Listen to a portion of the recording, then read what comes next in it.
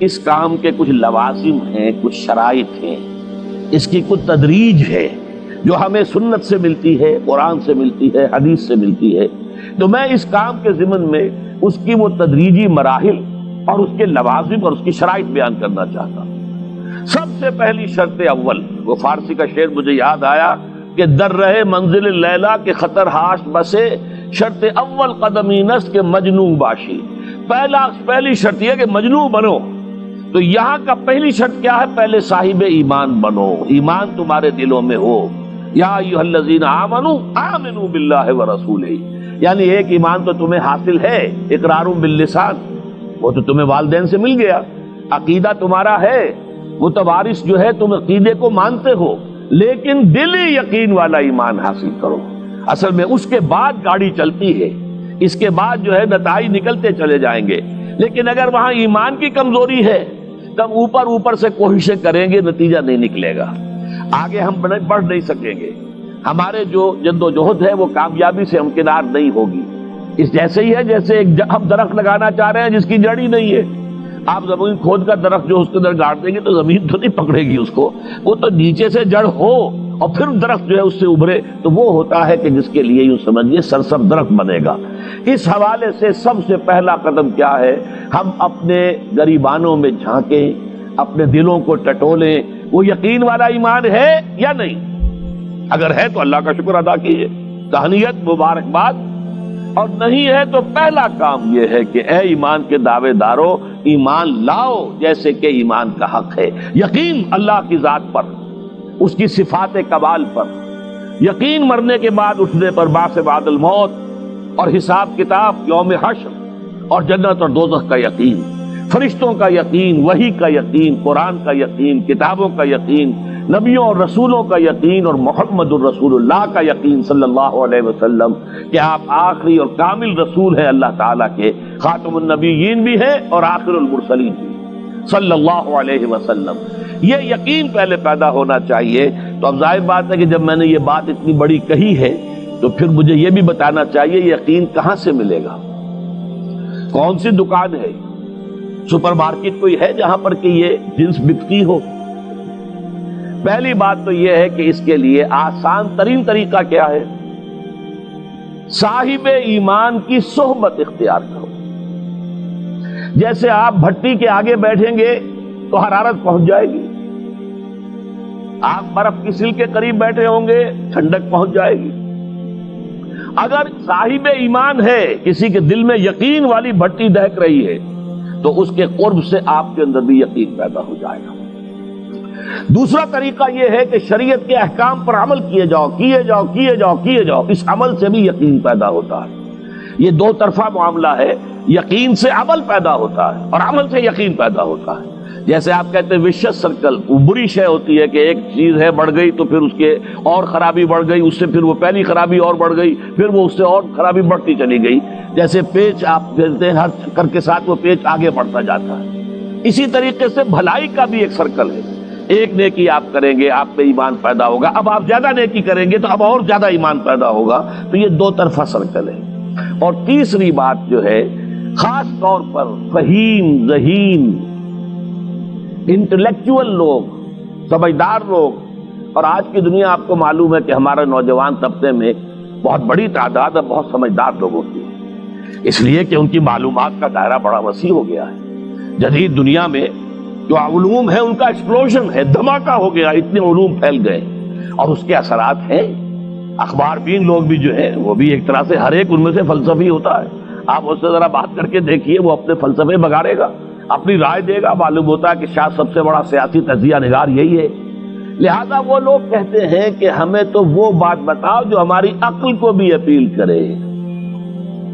یہ جو معاملہ ہے وہ ایمان جو عقل کو بھی اپیل کرے، اس کی سورس صرف ایک ہے اور وہ قرآن حکیم ہے۔ مولانا ظفر علی خان نے ایک شعر کہا تھا بہت سادہ انداز میں، وہ جنس نہیں ایمان جسے لے آئیں دکانیں فلسفہ سے، ڈھونڈے سے ملے گی عاقل کو یہ قرآن کے سپاروں۔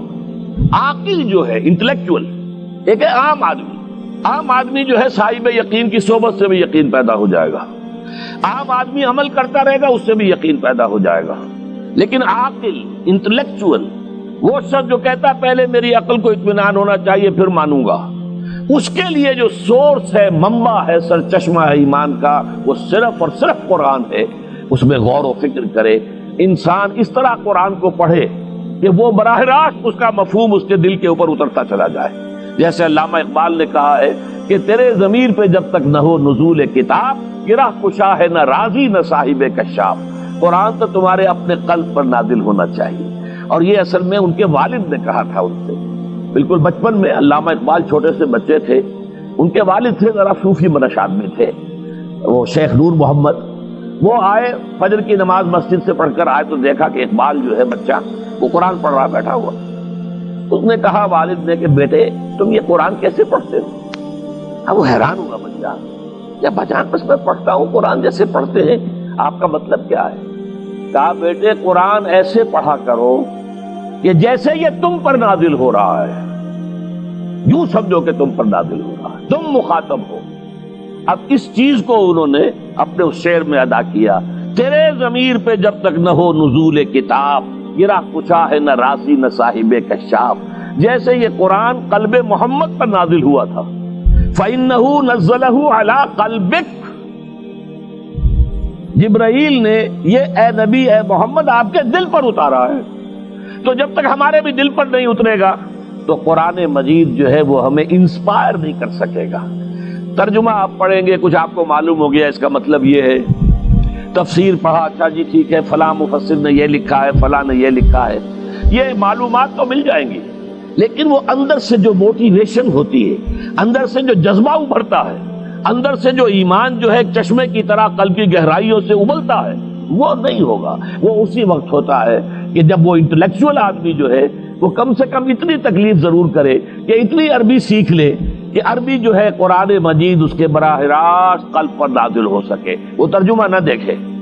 اب ایک آیت پڑھی پھر ترجمہ دیکھا، پھر دیکھا اس میں نمبر 11 لکھا ہوا ہے، حاشیہ میں جا کر دیکھا نمبر 11 یہاں ہے، وہ دیکھا، تسلسل تو ٹوٹ گیا۔ اب وہ بات نہیں رہی۔ اور ترجمہ جو ہے وہ سبھی جانتے ہیں، دنیا میں ہر بچہ بھی سمجھ لے گا کہ غالب کا کوئی شعر ہو اور وہ آدمی پڑھ کے جھوم جاتا ہے کہ کیا بات کہی، اسی کا انگریزی میں ترجمہ کر دیجئے، اب اس میں کچھ بھی نہیں۔ آپ نے مفہوم تو بیان کر دیا انگریزی میں، لیکن جو تاثیر ہے اس غالب کے شعر کی وہ انگریزی میں منتقل نہیں ہو سکتی۔ تو قرآن مجید کا کچھ نہ کچھ مفہوم تو ترجمے سے معلوم ہو جائے گا، قرآن کی تاثیر ترجمے سے نہیں حاصل ہو سکتی، تفسیر سے نہیں حاصل ہو سکتی۔ اسی لیے دو سب سے بڑی تفسیروں کا ذکر علامہ اقبال نے کیا ہے کہ گرہ کشا ہے نہ رازی، نہ امام رازی کی تفسیر کبیر سے تمہیں فائدہ ہوگا اور نہ امام زمخشری کی کشاف سے ہوگا، جب تک کہ تمہارے اپنے دل پر قرآن نہ اترے۔ اور اس کے لیے لازم ہے کم سے کم یہ کہ اتنی عربی انسان سیکھ لے کہ بیریئر نہ ہو ٹرانسلیشن کا، کوئی پردہ حائل نہ ہو درمیان میں، تسلسل نہ ٹوٹے، آپ براہ راست پڑھ رہے ہیں اور براہ راست اس کا مفہوم آپ کے قلب پر نازل ہو رہا ہے۔ تو پہلا سٹیپ جو میں نے ان 3 آیتوں پر اضافی آیت سورہ نساء کی آپ کے سامنے رکھی، ہم میں سے ہر شخص کا پہلا کام یہ ہے کہ وہ یقین والا ایمان حاصل کرے۔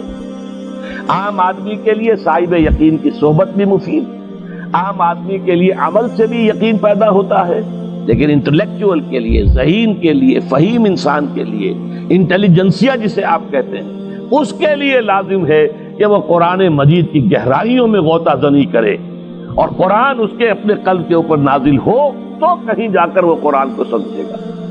چنانچہ علامہ اقبالی کا ایک اور شعر میرے ذہن میں آیا ہے، وہ میں آپ کو سنا دوں۔